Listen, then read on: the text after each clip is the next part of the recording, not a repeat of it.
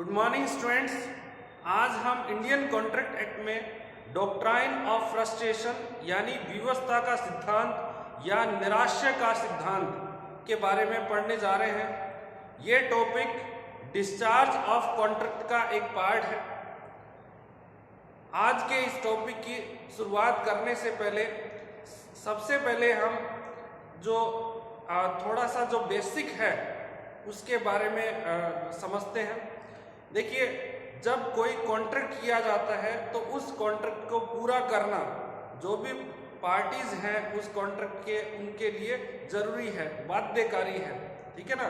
जो पक्षकार है, जो पार्टीज हैं, वो बाउंड है अपने प्रॉमिस को पूरा करने के लिए। परंतु जब कोई भी कॉन्ट्रैक्ट को पूरा करना संभव नहीं हो ड्यू टू सम इम्पॉसिबिलिटी या असंभावना के कारण, तो उस कॉन्ट्रैक्ट को हम वॉइड कॉन्ट्रैक्ट के नाम से जानते हैं। यानी जो कॉन्ट्रैक्ट है वो एक प्रकार से वॉइड होता है, यानी उसका जो प्रभाव है वो कानूनी रूप से जो निल होता है, शून्य होता है।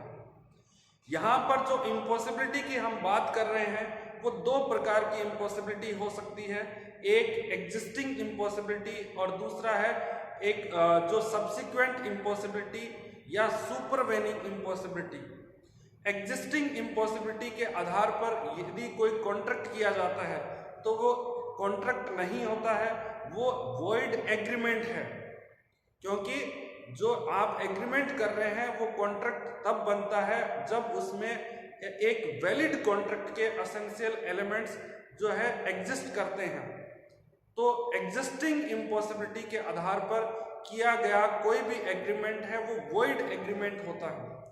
परंतु यदि कोई कॉन्ट्रैक्ट ऐसा है जिसमें जब उसको फॉर्म किया गया था, कॉन्ट्रैक्ट किया गया था, उस समय उस कॉन्ट्रैक्ट को पूरा किया जाना संभव था, बट जो फ्यूचर के अंदर due to some subsequent impossibility यानी आकस्मिक कारणों की वजह से उस कॉन्ट्रैक्ट को पूरा करना संभव नहीं है, या फिर जो प्रॉमिस किए गए हैं उनको पूरा करना संभव नहीं है, तो उसे हम कहेंगे इम्पॉसिबल टू परफॉर्म। यानी इस प्रकार के कॉन्ट्रैक्ट को कुछ आकस्मिक कारण या सब्सिक्वेंट रीजन या सुपरवेनिंग इम्पॉसिबिलिटी के कारण पूरा नहीं किया जा सकता है। तो इस प्रकार के जो कॉन्ट्रैक्ट है वो वॉइड कॉन्ट्रैक्ट होंगे। यहाँ पर एक एग्जाम्पल हम समझते हैं कि जैसे मेरे पास एक गाय है और मैंने वो गाय अपने फ्रेंड को बेचने के लिए जो कॉन्ट्रैक्ट किया। अब क्या हुआ कि जो गाय की जो सुपुर्दगी है वो 1 महीने बाद में की जानी थी, परंतु 1 महीने से पहले ही गाय की मृत्यु हो गई। तो ऐसे में अब गाय को जो सुपुर्द करना है फ्रेंड को वो संभव नहीं है। तो ये एक प्रकार से क्या है, ये सुपरवेनिंग इम्पॉसिबिलिटी या सब्सिक्वेंट इम्पॉसिबिलिटी है। और इस आधार पर ये जो कॉन्ट्रैक्ट है ये समाप्त हुआ माना जाएगा, क्योंकि जो पक्षकार है, जो पार्टीज है, वो अपने प्रॉमिस को पूरा नहीं कर सकती है।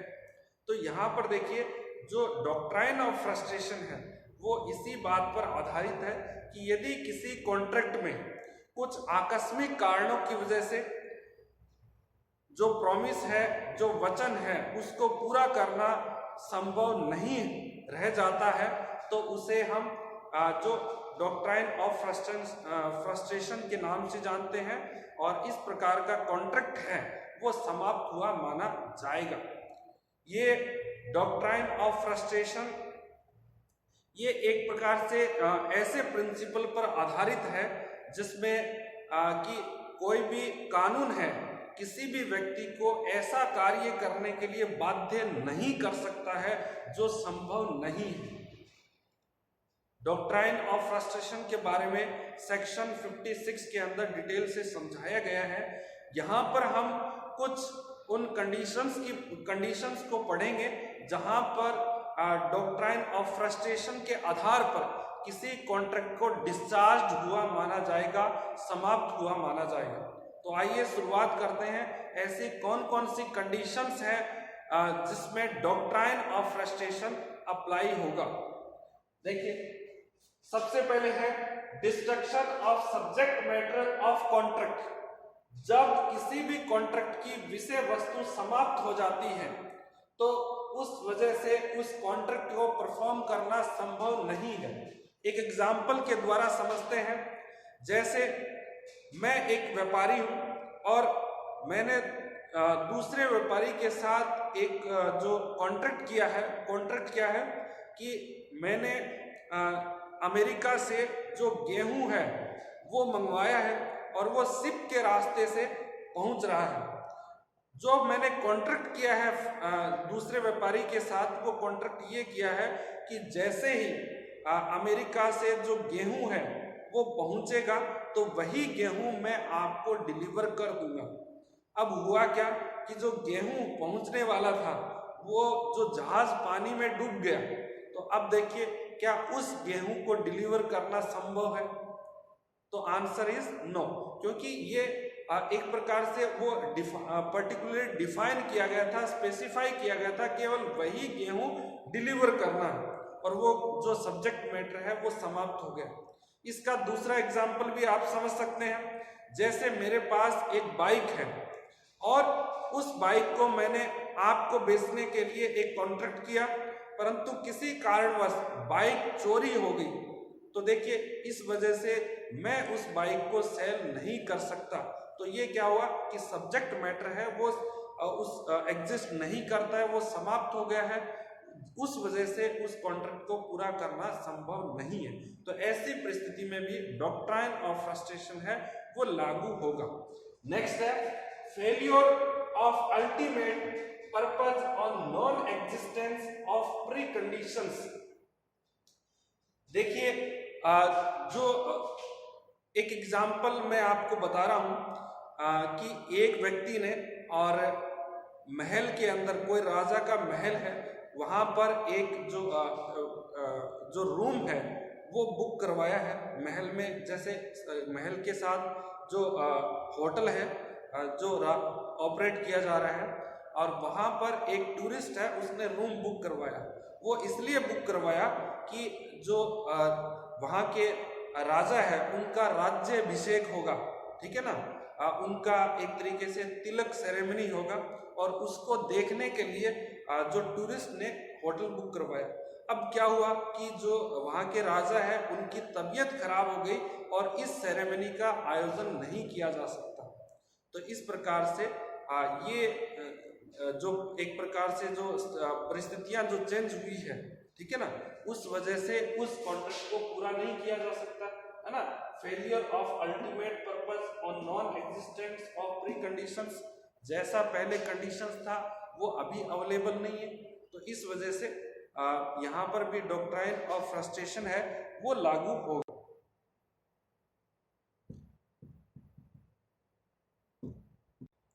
अब हम जो नेक्स्ट कंडीशंस है, change in circumstances. Change in circumstances यानी परिस्थितियों में परिवर्तन। एक टूर्स एंड ट्रेवल्स कंपनी है और उसने कुछ लोगों के साथ कॉन्ट्रैक्ट किया कि जो कंपनी है वो उन लोगों को नेपाल विजिट करवाएगी, और कॉन्ट्रैक्ट करने के कुछ दिन बाद जो नेपाल के अंदर जो भूकंप आ गया, अर्थक्वेक, और उसकी वजह से जो टूरिस्ट स्पॉट हैं वो बंद कर दिए गए, या जो वहाँ पर एक प्रकार से परिस्थिति है वो बदल गई, टूरिज्म को बंद कर दिया। तो अब देखिए, ऐसी परिस्थिति में जो टूरिस्ट है उनको नेपाल विजिट कराना संभव नहीं है। तो ये कॉन्ट्रैक्ट क्या होगा, ये सुपरवेनिंग इम्पॉसिबिलिटी की वजह से इसे हम डिस्चार्ज मानेंगे, यानी समाप्त हुआ अनुबंध माना जाएगा। तो नेक्स्ट है डेथ और personal incapacity of the promisor. अब देखिए, कुछ परिस्थिति ऐसी होती है जहां पर प्रॉमिस को केवल प्रोमिसर है वही पूरा कर सकता है, यानी कॉन्ट्रैक्ट ऐसा है जिसमें पर्सनल स्किल की, पर्सनल एक्सपीरियंस की नीड है उस कॉन्ट्रैक्ट को पूरा करने के लिए। तो यदि उस प्रोमिसर की मृत्यु हो जाती है तो ऐसी परिस्थिति में कॉन्ट्रैक्ट को पूरा नहीं किया जा सकता और वो कॉन्ट्रैक्ट डिस्चार्ज हुआ माना जाएगा। ऐसा एक एग्जाम्पल हम देख सकते हैं, जैसे एक फोटोग्राफर है और उसने फोटो बनाने का, किसी का पोर्ट्रेट बनाने का कॉन्ट्रैक्ट किया, उसकी मृत्यु हो जाती है, तो देखिए उसके जो लीगल डिपेंडेंट है उनको आप फोर्स नहीं कर सकते उस कॉन्ट्रैक्ट को परफॉर्म करने के लिए, क्योंकि ये एक ऐसा कॉन्ट्रैक्ट है जिसमें केवल ओरिजिनल प्रॉमिसर है वही परफॉर्म कर सकता है, क्योंकि इसे परफॉर्म करने के लिए स्पेशल पर्सनल स्किल्स की आवश्यकता होती है। नेक्स्ट है चेंज इन लॉ और enforcement of power by the statutory authority, यानी कानून में परिवर्तन हो गया, लॉ में चेंज हो गया, उसकी वजह से कॉन्ट्रैक्ट को पूरा नहीं किया जा सकता। अब एक एग्जाम्पल के द्वारा समझते हैं हम, जैसे जैसे राजस्थान का कोई व्यापारी है और उसने बिहार के व्यापारी के साथ एक कॉन्ट्रैक्ट किया कि लीगल तरीके से राजस्थान का व्यापारी है बिहार के व्यापारी को और लिकर यानी शराब की डिलीवरी करेगा 1 महीने बाद, परंतु कॉन्ट्रैक्ट करने के बाद बिहार सरकार ने बिहार में बैन कर दिया कि किसी भी प्रकार की जो शराब है या लिकर है उसकी सप्लाई या उसका जो आवागमन है वो बिहार में नहीं किया जा सकता। तो इस प्रकार से ये जो कॉन्ट्रैक्ट है वो कानून में परिवर्तन की वजह से इम्पॉसिबल टू परफॉर्म हो गया। नेक्स्ट है आउटब्रेक ऑफ वॉर। देखिए जब किसी भी दो देशों के मध्य वॉर शुरू हो जाती है तो जो पहले किए गए कॉन्ट्रैक्ट है वो या तो सस्पेंड हो जाते हैं या समाप्त हो जाते हैं, ठीक है, और ऐसे परिस्थिति में हम जो है प्रॉमिस को पूरा नहीं कर सकते। नेक्स्ट है ऑर्डर ऑफ कोर्ट, ठीक है ना। देखिए आउटब्रेक वॉर में हमने देश में युद्ध शुरू हो गया तो फिर क्या है जो प्रॉमिस को पूरा नहीं किया जा सकता, क्योंकि ये एक प्रकार से असाधारण परिस्थितियां होती हैं। अब देखिए जो ऑर्डर ऑफ कोर्ट है, कई बार जो कोर्ट है किसी कार्य पर रोक लगा देता है तो उस वजह से उस प्रॉमिस को पूरा नहीं किया जा सकता। एग्जाम्पल के तौर पे देखिए कोई रियल एस्टेट कंपनी है और वो लोगों को क्या कि घर बना के देना है, ये उसका कार्य। घर का जो पोजीशन है वो 1 महीने में देना है, जरूरी है, ये उन्होंने कॉन्ट्रैक्ट किया है, परंतु कोर्ट ने उस कंपनी पर रोक लगा दी उस घर का कंस्ट्रक्शन करने से। तो ऐसे में घर का जो पोजीशन है या घर बना के उस व्यक्ति को सौंपने का कार्य है वो करना असंभव है। तो इस प्रकार से ये कंडीशंस है जिसके अंदर सुपरवेनिंग इम्पॉसिबिलिटी या सब्सिक्वेंट इम्पॉसिबिलिटी के आधार पर डॉक्ट्राइन ऑफ फ्रस्ट्रेशन है वो लागू होता है और इस वजह से उस कॉन्ट्रैक्ट को हम डिस्चार्ज कॉन्ट्रैक्ट मानेंगे। और डिस्चार्ज जो कॉन्ट्रैक्ट है उसके अंदर जो प्रॉमिसर है उनको अपने प्रॉमिस को पूरा करने के लिए बाध्य नहीं किया जा सकता है। अब यहाँ पर हम जो डॉक्ट्राइन ऑफ फ्रस्ट्रेशन है उसके एक्सेप्शंस के बारे में पढ़ेंगे, यानी ऐसी कौन कौन सी परिस्थिति है जिसमें डॉक्ट्राइन ऑफ फ्रस्ट्रेशन या विवशता का सिद्धांत है वो लागू नहीं होता है। तो सबसे पहले है डिफिकल्टी इन परफॉर्मेंस। यदि किसी कार्य को जैसे बिजनेस ट्रांजैक्शन है उसको परफॉर्म करना एक प्रकार से जो हानिकारक हो, ठीक है ना, ज़्यादा उसमें लॉस होने की संभावना, इस वजह से आप पूरा नहीं कर सकते, तो यहाँ पर डॉक्ट्राइन ऑफ फ्रस्ट्रेशन के आधार पर आपको रिलीफ नहीं मिलेगी, ठीक है ना। तो नेक्स्ट है कॉमर्शियल हार्डशिप और इम्पॉसिबिलिटी। किसी भी बिजनेस ट्रांजैक्शन को या बिजनेस प्रॉमिस को इस आधार पर पूरा नहीं किया जा सकता कि उस कार्य को करने से जो प्रॉफिट है वो नहीं होगा या प्रॉफिट कम होगा, तो यहाँ पर भी जो एक प्रकार से डॉक्ट्राइन ऑफ फ्रस्ट्रेशन लागू नहीं होगा। एग्जाम्पल के तौर पर क्या हो सकता है, जैसे आपने किसी व्यापारी को और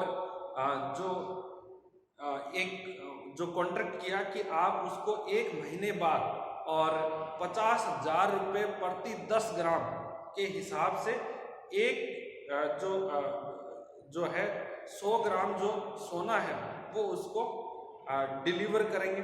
परंतु क्या हुआ कि जो गोल्ड का प्राइस है वो एक प्रकार से डबल हो गया। इस वजह से आपको बहुत नुकसान हो रहा है, लॉस हो रहा है और आप उस कॉन्ट्रैक्ट को पूरा नहीं कर पा रहे हैं। ठीक है ना। पहले गोल्ड का प्राइस था वो रीजनेबल था या एक तरीके से आपके बिजनेस ट्रांजैक्शन को पूरा करने के लिए एक व्यवहारिक था, लेकिन अब गोल्ड का प्राइस है डबल हो गया। इस वजह से आप पूरा नहीं कर पा रहे हैं क्योंकि आपको बहुत लॉस होगा या आपको प्रॉफिट नहीं होगा। तो ये जो परिस्थिति है ये एक प्रकार से स्थिति है, सर्कमस्टांसेस, तो इसमें डॉक्ट्राइन ऑफ फ्रस्ट्रेशन है वो लागू नहीं होगा। ठीक है ना। कहने का मतलब जो बिजनेस प्रॉमिस किए जाते हैं, बिजनेस ट्रांजैक्शन से रिलेटेड जो इम्पॉसिबिलिटी है उसमें डॉक्ट्राइन ऑफ फ्रस्ट्रेशन है वो लागू नहीं होता है। केवल आप लॉस की वजह से पूरा नहीं कर पाए या कम प्रॉफिट होने की वजह से आप उस प्रॉमिस को पूरा नहीं कर सकते तो यहाँ पर लागू नहीं होगा ये डॉक्ट्राइन ऑफ फ्रस्ट्रेशन। नेक्स्ट है impossibility due to failure of third party. देखिए कुछ ऐसे जिस प्रॉमिस हैं जिसमें किसी पार्टी ने या प्रॉमिसर ने थर्ड पार्टी की परफॉर्मेंस के आधार पर कॉन्ट्रैक्ट को पूरा करने का वचन दिया है। ठीक है ना। तो यदि थर्ड पार्टी को डिफॉल्ट करती है तो फिर आप इस आधार पर नहीं कह सकते कि आप उस कॉन्ट्रैक्ट को पूरा नहीं कर पाएंगे। ठीक है ना। वहां पर आपको जो प्रॉमिस है वो पूरा करना पड़ेगा और इस आधार पर कि थर्ड पार्टी ने कोई मिस्टेक की और इस वजह से आप कॉन्ट्रैक्ट को पूरा नहीं कर पाएंगे तो यहाँ पर डॉक्ट्राइन ऑफ फ्रस्ट्रेशन अप्लाई नहीं होगा। ठीक है ना। नेक्स्ट है strike, lockouts and civil disorders. देखिए हड़ताल हो जाते हैं, तालाबंदी है, कोई दंगे फसाद हो जाते हैं तो उस वजह से भी जो प्रॉमिस को पूरा करने में आपको किसी भी जो प्रकार की रियायत या छूट नहीं मिलेगी। आपको प्रॉमिस है वो हर एक परिस्थिति में पूरा करना पड़ेगा। ठीक है ना। तो स्ट्राइक है, लॉकआउट्स है या सिविल डिसऑर्डर्स में भी जो एक प्रकार से ये डॉक्ट्राइन ऑफ फ्रस्ट्रेशन है वो लागू नहीं होता है। ठीक है ना। यदि आप कोई मैन्युफैक्चरिंग यूनिट है उसे जैसे 1000 यूनिट किसी प्रोडक्ट की डिलीवर करना है तो वो ये कह के जो है रिलीफ प्राप्त नहीं कर सकती है एक तरीके से कि जो है सिविल रॉन्ग या स्ट्राइक की वजह से उस कॉन्ट्रैक्ट को पूरा नहीं किया जा सकता। ठीक है ना।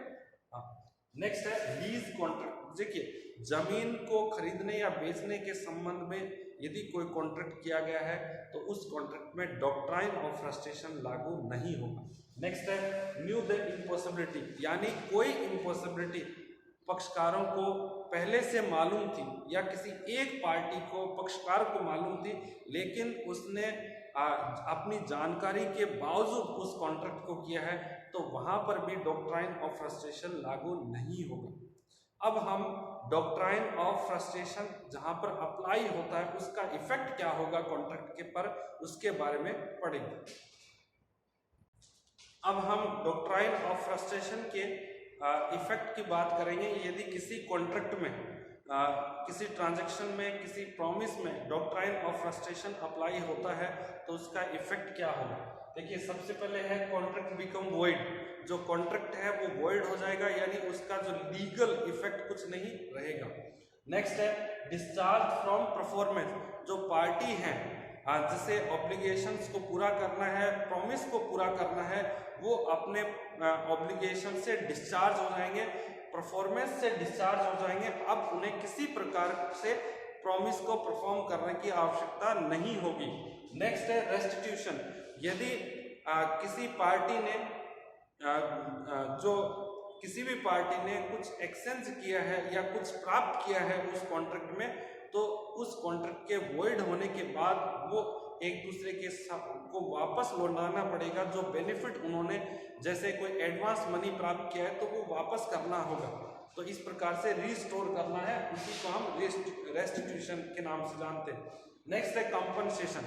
यदि किसी पार्टी को पहले से इम्पॉसिबिलिटी के बारे में जानकारी थी लेकिन उसने कॉन्ट्रैक्ट किया या साधारण प्रयास करने से उस असंभावना या इम्पॉसिबिलिटी की जानकारी प्राप्त की जा सकती थी परंतु पार्टी ने उस इम्पॉसिबिलिटी को पता लगाने का साधारण प्रयास भी नहीं किया।